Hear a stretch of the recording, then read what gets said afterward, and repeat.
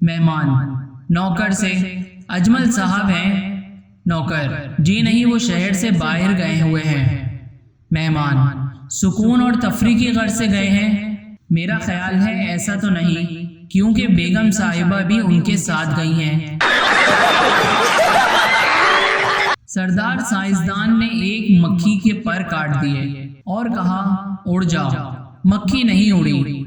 सरदार ने कहा, तजुर्बे से साबित हुआ कि अगर मक्खी के पर काट दिए जाएं तो वो सुन भी नहीं सकती।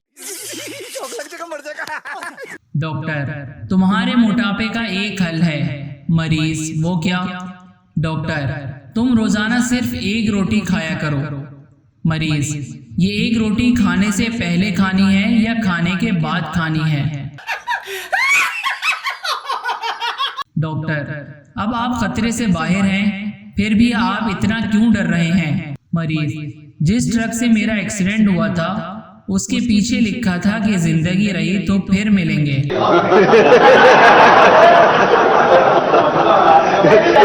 Please subscribe our channel.